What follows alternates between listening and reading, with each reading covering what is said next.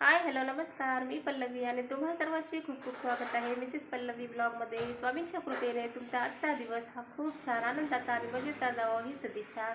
चला तर मग फायनली आज आपला योग आलेला आहे. आज आम्ही दोघं पण आमच्या कुलदेवतेच्या दर्शनासाठी आज निघालेले आहोत. मग दर्शनाला जातानाचा जो ब्लॉग आहे तो तुमच्यासोबत शेअर करणार आहे. मी कोणत्या मुरुटनं जाणार आहे, माझं कुलदैवत कोणतं आहे ते तुम्हाला आता व्हिडिओमध्ये पुढे समजा. व्हिडिओ बघा तुम्ही शेवटपर्यंत राहा आणि व्हिडिओ हा स्किप करू नका. तर आता सकाळचे 6 वाजलेले आहेत आणि बघू शकता तुम्ही किती अंधार आहे. खूप छान वाटतं अशा वातावरणात निघायला ना. सकाळी लवकर फ्रेश होऊन घराच्या बाहेर पडलं की एक वेगळंच वाटतं असतं, एकदम खूप छान वाटते. चला मग आता आम्हाला इथं ॲटो भेटते. मग ॲटो भेटल्यानंतर आम्ही बस स्टँडला जाऊ. मग तिथून पुढचं मी तुम्हाला आता शेअर करत राहील सर्व.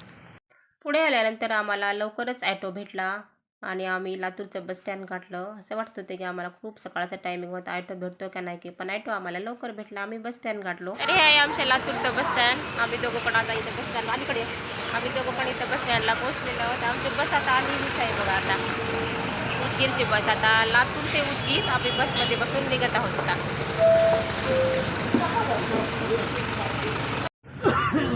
चला मग आता फायनली आमची आता बस आलेली आहे आणि आता आम्ही उदगीरच्या निघालेले आहोत. लातूर ते उदगीरचा हा आता प्रवास आहे. जास्त काय आम्ही 1-1.5 तासामध्ये पोहोचू आता उदगीरमध्ये.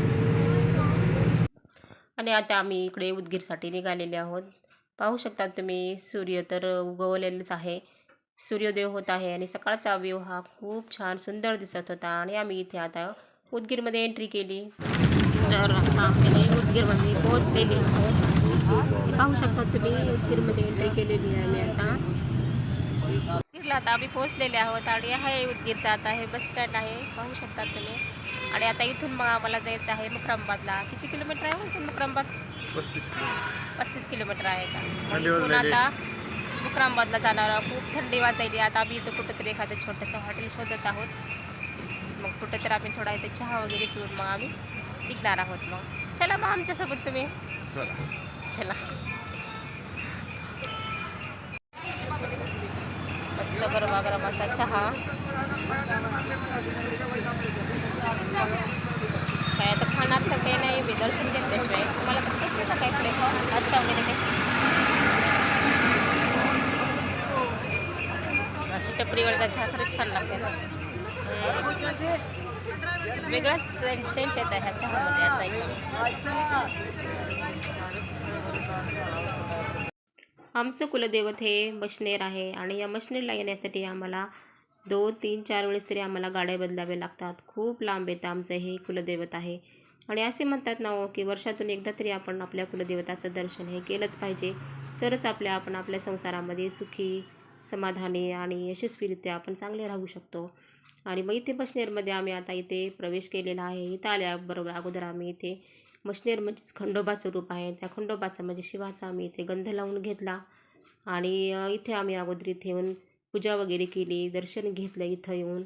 हे मशनेर म्हणजे हे खंडोबा आणि खंडोबाचं म्हणजेच महाराष्ट्र आणि कर्नाटक भागामध्ये हे खूप पूजले जाणारे लोकदेव आहे.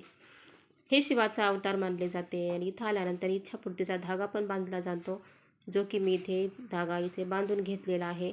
खूप असे छान मानलं जातं हे. आणि मी घरी इथे म्हणजे कुलदेवाच्या नावाने इथे मी गल्ला पण ठेवलेला होता घरी, जो की मी दर मंगळवारी त्याच्यामध्ये आपले पैसे साठवत होते. तोच गल्ला मी इथं आणला आणि तो गल्ला फोडून त्याच्यामध्ये जे काही आपली रक्कम गोळा झालेली असेल ना, ती सर्व रक्कम मी इथे ह्या दानपेटीमध्ये टाकून दिलेली आहे. आणि हे पहा तुम्ही, अशा प्रकारचं हे आमचं दैवत आहे. आणि इथे फक्त का जास्त मंगळवारीच गर्दी असते, म्हणजे आपल्या दुसऱ्या वारी इथं कोणीच नसतं या ठिकाणी. मंगळवारीच खूप गर्दी असते. इकडे यायला वाहन पण भेटत नाहीत.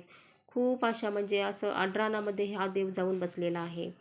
आणि कसं याला आपण मल्हारी किंवा खंडेरा असे सुद्धा म्हणतात. आणि ह्याचे 2 रूप आहेत, एक भैरव रूप आहे आणि एक आनंदी आणि शांतीचे रूप एक मानलं जाते यांना. भैरव रूप म्हणजे हे युद्धाच्या देवतेप्रमाणेच ह्यांना हे ताकदवान बनवलेले दैवत मानले जाते. आणि आनंदी आणि शांतीचे रूप म्हणजे हे भक्तांना आशीर्वाद देणारे हे दैवत मानले जाते. मग अशा प्रकारे आमचं मशनेरचं दर्शन हे खूप छान झालं. आणि इथे 1.25 किलो गूळ घेतात आणि हा गूळ जो आहे तो इथल्या इथे वाटतात हा गूळ. खूप छान आमचं दर्शन झालं. आणि जेवण्यासाठी पण आम्ही इथं घरचा स्वयंपाक वगैरे सगळं काही बनवून घेतला होता आणि इथंच आम्ही जेवण करावं आणि इथूनच निघावं असा आमचा विचार होता.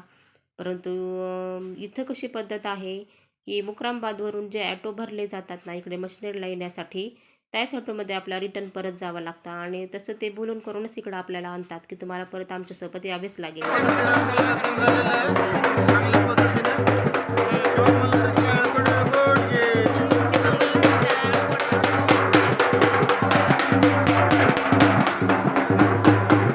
आपल्या घरी जे कुलदेवताचे टाक असतात ना ते टाकसुद्धा आपण इथे आणून त्यांना इथे देवाची इथे भेट घडवून आणली जाते. त्यांच्यासमोर ठेवून त्यांच्यावर भंडारा उधळून करून ह्या देवांची इथे भेट घेतली जाते. कितीही पाया पडलं तरी माझं मन काही इथे भरत नव्हतं आणि इथून आम्ही परत निघालोत.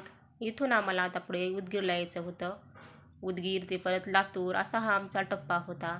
तिथं तरी आम्हाला काही जेवायला वगैरे काही मिळालं नाही कारण ऑटोवाल्याने आम्हाला इथे घेऊन आले आणि परत लातूरला इथे येऊनच आम्ही मग मस्त असा मी इथं डोसा ऑर्डर केला. डोसा मस्त खाऊन घेतला आणि हे झाल्यानंतर काहीतरी स्वीट आपल्या व्हायलाच पाहिजे, त्याच्याशिवाय आपलं जेवण पूर्णच होत नाही. आणि त्यानंतर मात्र इथे मी आईस्क्रीम ऑर्डर केलं आणि तिथून परत आम्ही ऑटोमध्ये इकडे घराकडे परतलो. आत्ताच दर्शन घेऊन आम्ही घरी परतलो. गर्दी तेवढी काही जास्तीची नव्हती. दर्शन आमचं हे खूप छान झालं. सगळा प्रवास पण आमचा खूप मस्त झाला.